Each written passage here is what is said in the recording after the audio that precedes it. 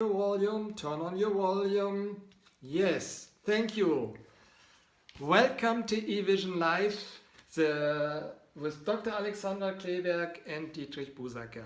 Welcome to your happy, healthy, fulfilled life.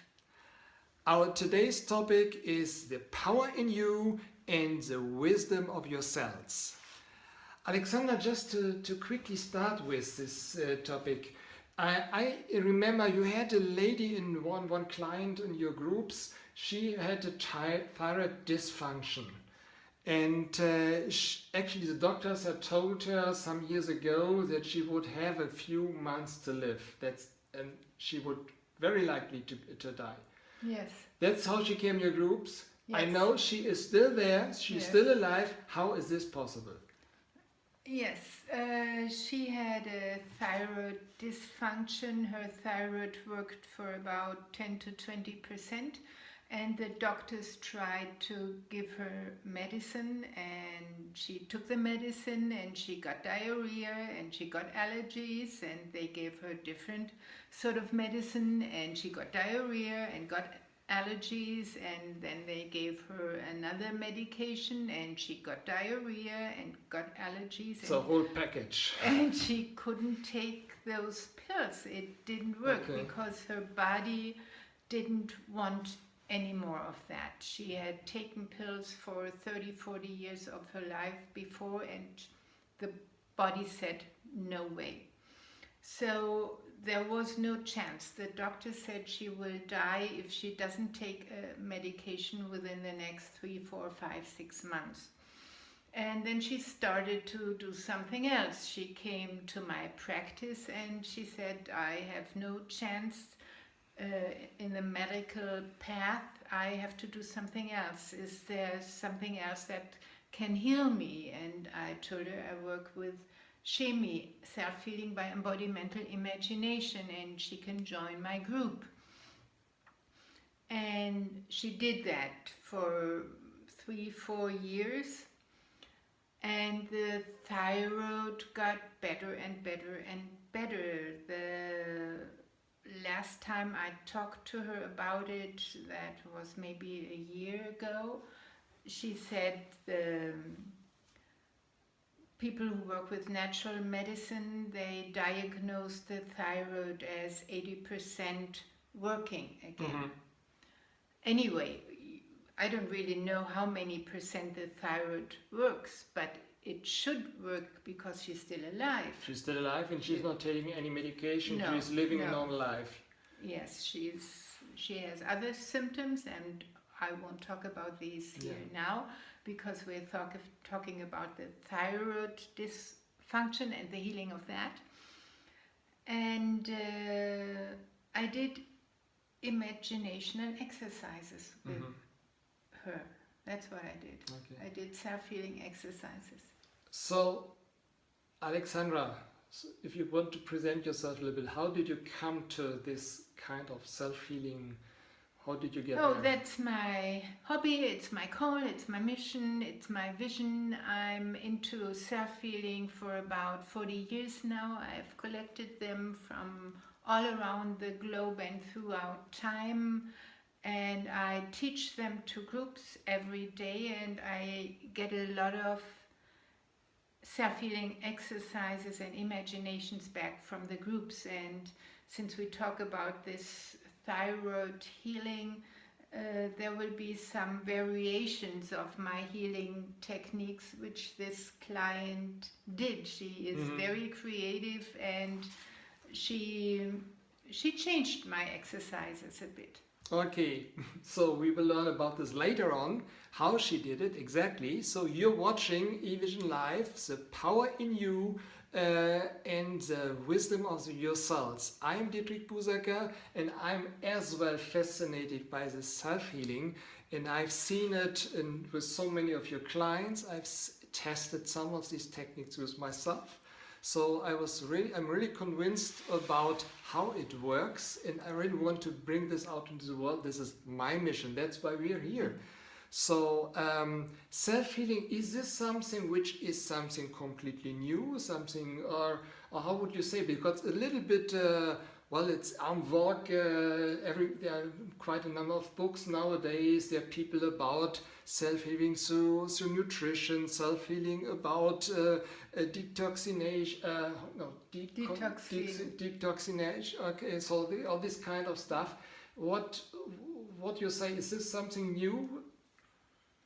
I think it's getting more and more conscious in our zeitgeist, but it has been there all along. I told you I've collected self-healing stories, images, exercises throughout time, and there are self-healing exercises that are 2,000, 3,000, maybe some even 10,000 years old. My goodness.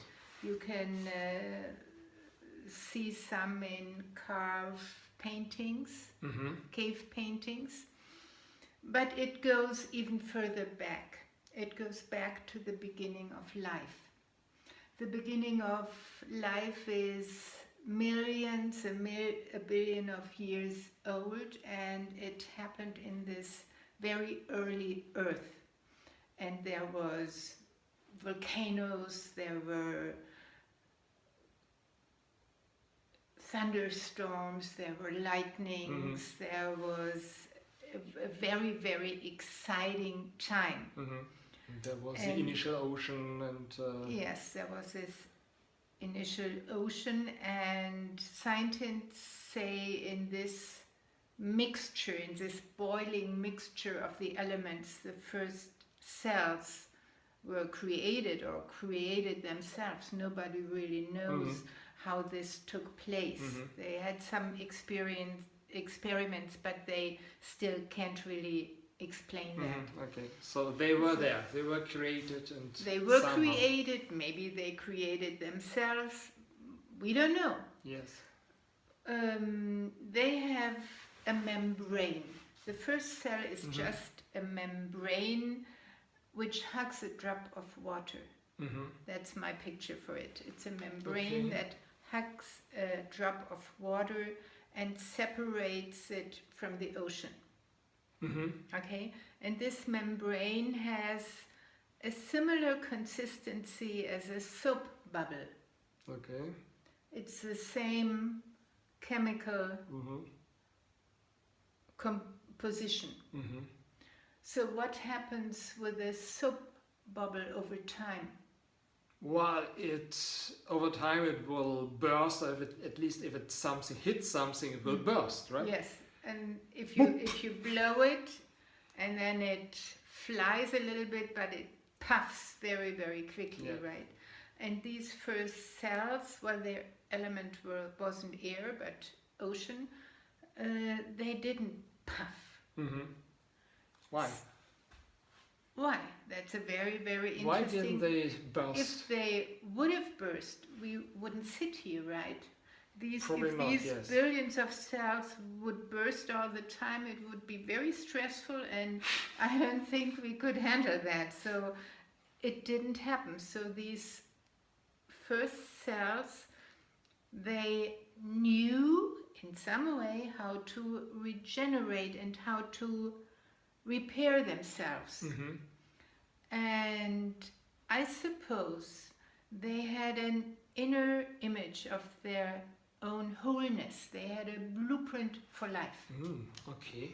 So when they got struck or they got hit, they needed to repair this part of the cell. It didn't burst like a soap bubble. It got repaired. They were able to repair it. At least those cells where we stem from did those that. who survived. Maybe there were a lot of cells who just exploded or couldn't repair it. But those who survived, they could repair every injury. So they needed some sort of a blueprint, or I rather like to say they had an inner image of their own wholeness. And they repaired according to this image. So self-healing and life is married. One doesn't go without the other.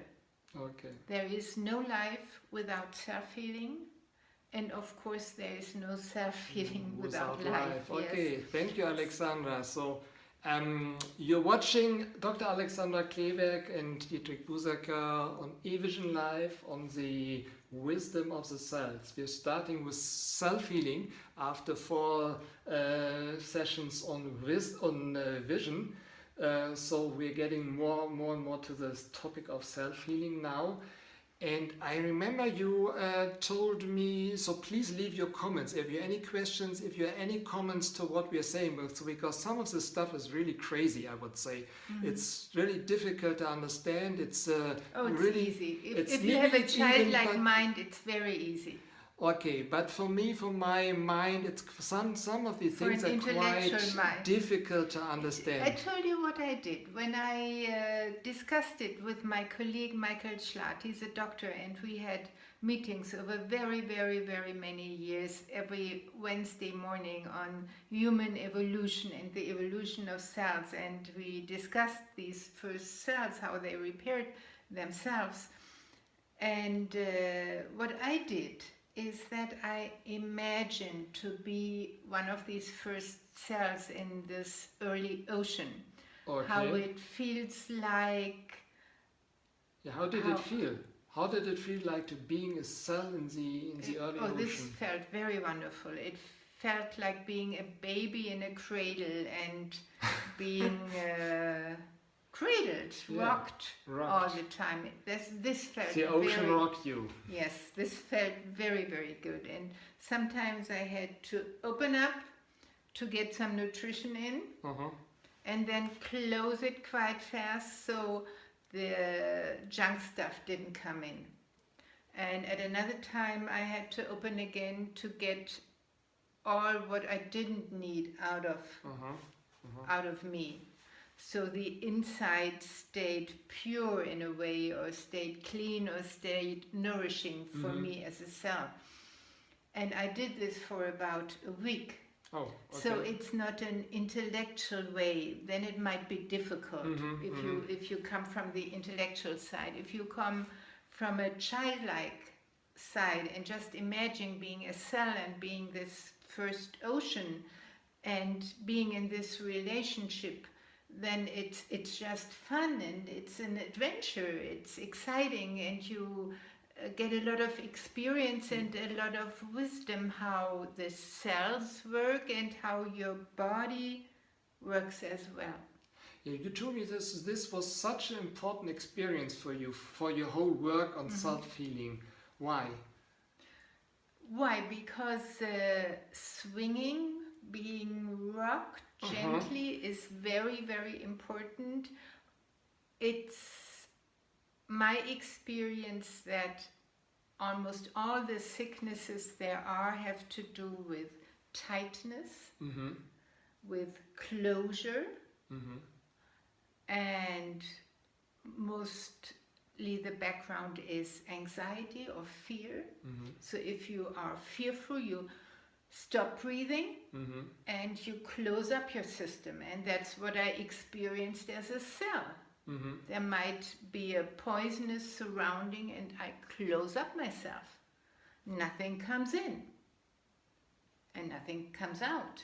And that's often the problem. If you're a cell in this first ocean, you might starve, yes, that's true, but you might also be poisoned by everything inside which you can't let out because you're afraid the poison outside comes in again. So sickness is tightness in a way. It's feeling narrow, it's feeling... So structure which is not moving, which is...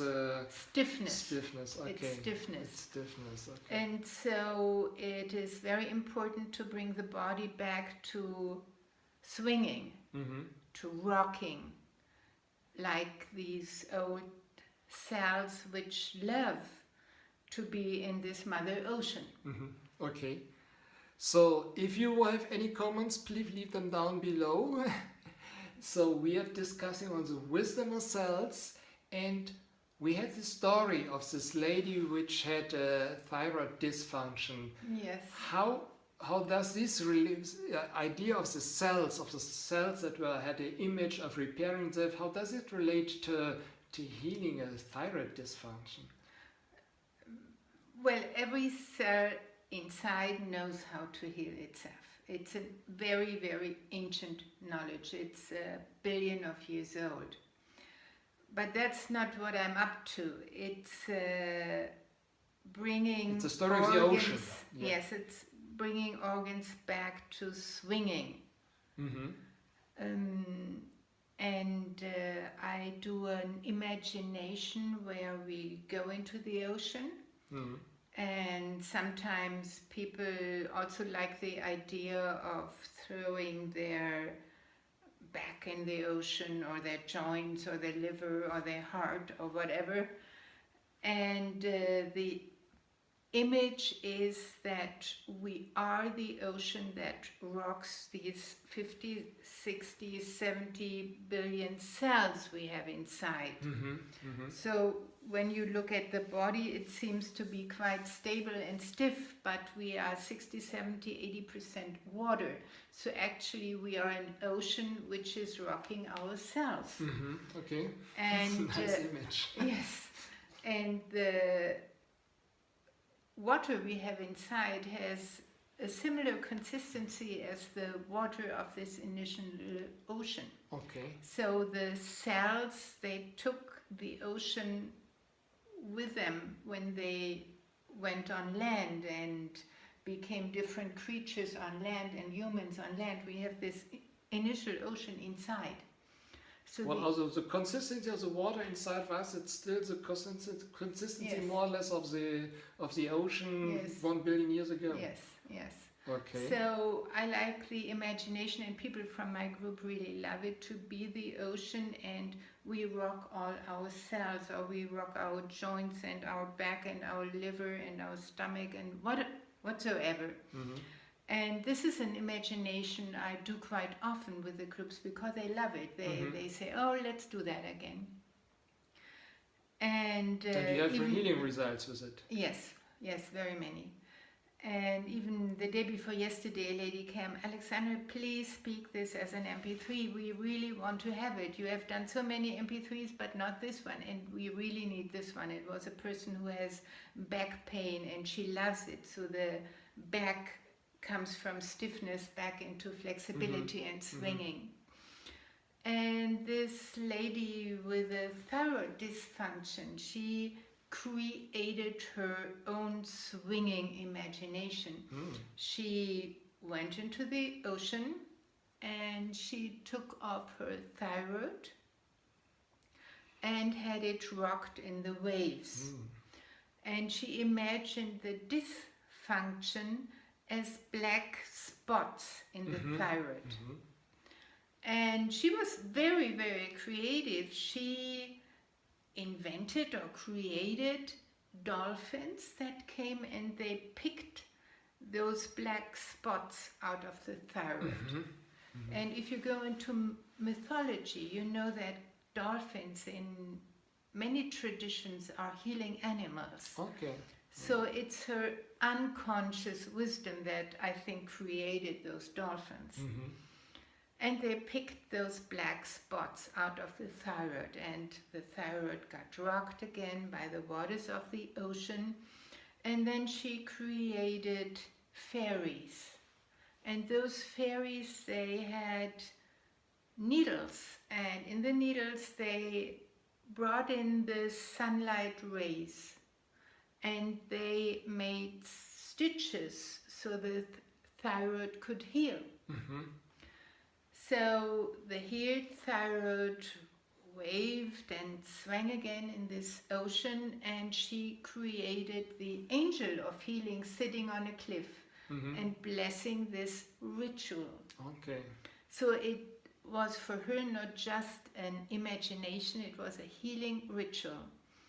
And the last part of this ritual is she took the thyroid in, and the thyroid has the form of a butterfly. And I think her fairies were like little butterflies, and they came and flew around her neck, swinging, and the dolphins applaud, which they can do, Flipper, the series, they applaud, and the angel of healing was jubilating about this ritual on the cliff. So that was her healing ritual, and she did it 10, 20 times a day, maybe 2-3 minutes, over 1 or 2 years, I suppose. Oh, my goodness. Yes. Yeah.